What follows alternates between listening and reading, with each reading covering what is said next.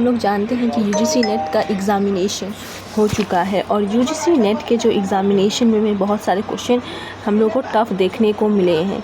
ठीक है, तो टफ़ देखने को मिले हैं तो इसका मतलब ये नहीं है कि हम लोग ये सोचें कि बाकी लोगों के लिए इजी होगा। नहीं, अगर किसी पर्टिकुलर स्टूडेंट के लिए टफ़ लग रहा है और यहाँ पे मेजॉरिटी के बच्चों को ही टफ़ लगा है तो इसका मतलब ये है कि जो कट ऑफ है हमेशा लो ही जाता है। जून के अटेम्प्ट पे ज़्यादातर जो कट ऑफ होता है वो लो ही जाता है। इसमें बच्चे बहुत जल्दी डर जाते हैं और जो क्वेश्चन होता है वो बहुत अननोन थे और जब क्वेश्चन हार्ड आता है तो यहाँ पे प्रोबेबली बहुत ज़्यादा बढ़ जाती है कि कट ऑफ बहुत लो जाएगा। तो हम लोग अंदाज़ा मान के चल सकते हैं कि जो कट ऑफ है वो 55 से 59 के आसपास ही रहेगी जनरल कैटेगरी के, इसके जनरल कैटेगरी के। तो यहाँ पे अगर हम लोग देखें तो बहुत सारे हम लोग यहाँ पे देखेंगे कि अननोन राइटर्स थे, अननोन ऑथर्स थे और बहुत सारे अननोन कंसेप्ट्स थे। तो यहाँ पे अगर हम लोग देखें तो हम लोग पाएंगे कि जो कंसेप्ट है, अगर आप लोग क्लैरिटी रखते थे तो कंसेप्चुअल क्लैरिटी वाले क्वेश्चन बहुत सारे आप लोगों के सही हुए होंगे। और जब भी कोई भी पेपर हार्ड आता है तो हार्ड इसीलिए बनाया जाता है ताकि वो लोग ट्रेंड को अपना फॉलो ना करें। कोई भी एग्ज़ाम अपने ट्रेंड को फॉलो नहीं करता है। जो भी एग्ज़ामिनेशन होता है अगर वो अपना ट्रेंड को फॉलो करेंगे तो बहुत सारे बच्चे हैं बहुत अच्छे मार्क्स लाएंगे। तो वो लोग कभी ये नहीं चाहेंगे कि जो बच्चे हैं वो अच्छे मार्क्स लाए, क्योंकि हमेशा हम लोग देखते हैं जब 100 क्वेश्चन रहता है हमारे इंग्लिश लिटरेचर में तो बच्चे 100 कोई भी 90 तक नहीं छुपाता है। क्यों? इसका रीज़न वही है कि जो क्वेश्चन होते हैं वो हार्ड बनाए जाते हैं। यहाँ तक कि कोई 80 भी नहीं छुपाता है क्वेश्चन।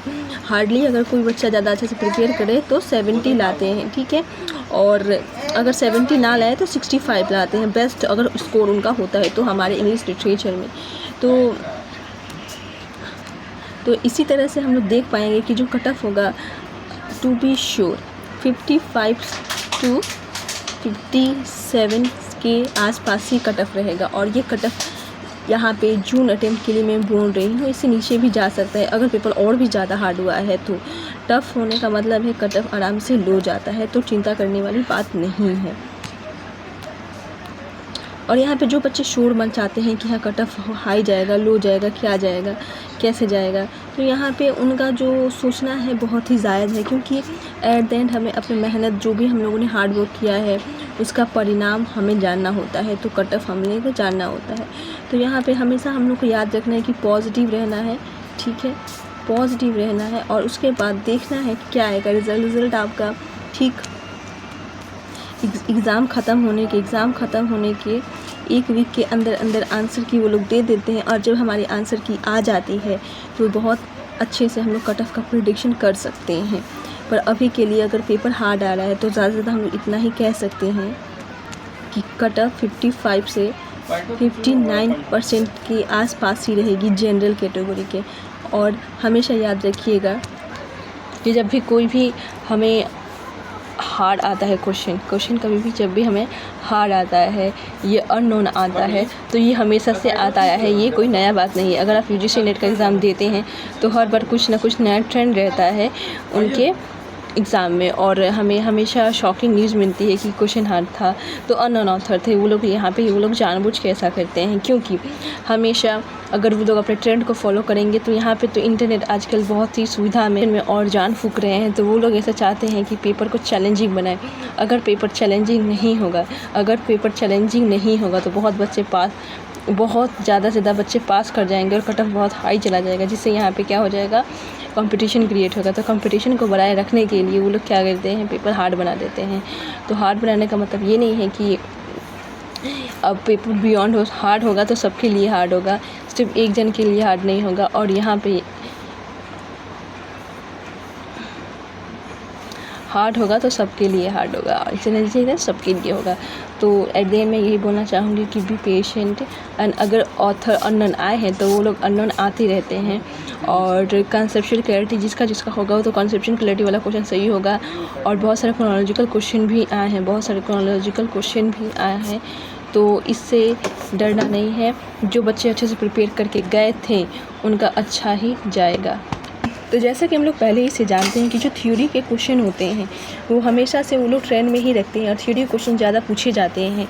अगर हम क्रोनोलॉजिकल क्वेश्चन को भी देखें तो क्रोनोलॉजिकल क्वेश्चन भी बहुत हमेशा से ही पूछे गए हैं और हमेशा से पूछे जाते हैं। इंग्लिश लिटरेचर में अगर क्रोनोलॉजिकल क्वेश्चन जो होते हैं, अगर आप लोग नहीं पढ़ते हैं, अगर डेट को अच्छे से याद नहीं रखते हैं, तो एग्ज़ाम में आपका बहुत ज़्यादा बड़ा नुकसान होता है। तो ये सब जो ट्रेंड है वो लोगों ने फॉलो तो किया ही है, पर हमेशा से 100% ट्रेंड को वो लोग फॉलो नहीं करेंगे। कुछ ट्रेंड को वो लोग नया ऐड करते हैं। 20% से 30% है अननोन ही रहते हैं।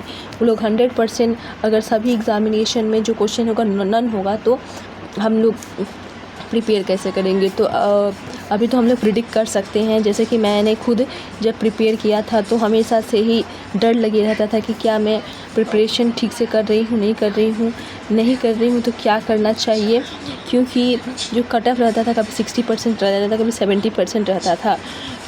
तो जब मेरा JRF हुआ था तो कट ऑफ अराउंड बहुत ही मॉडरेट ही गया था, ना ज़्यादा हाई गया था ना ज़्यादा लो गया था।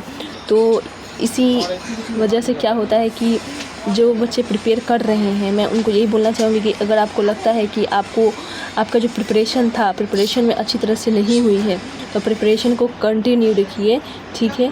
और दिसंबर का अटेम्प्ट के लिए हमेशा तैयार रहिए, क्योंकि दिसंबर का अटेम्प्ट बहुत सारे बच्चों के लिए बहुत ज़्यादा बेनिफिशियल रहा है और बहुत सारे बच्चों ने दिसंबर के अटेम्प्ट में, ठीक है, फ़ायदे उठाए हैं। तो कभी भी किसी चीज़ का वेट मत कीजिएगा। अगर आपको लगता है कि आपका पेपर अच्छा नहीं गया है तो आगे पेपर के लिए तैयार कीजिए। और अगर कोई भी हेल्प या मदद चाहिए होगा तो मुझे आप कमेंट कर सकते हैं, मैं ज़रूर आप लोगों की मदद करूँगी।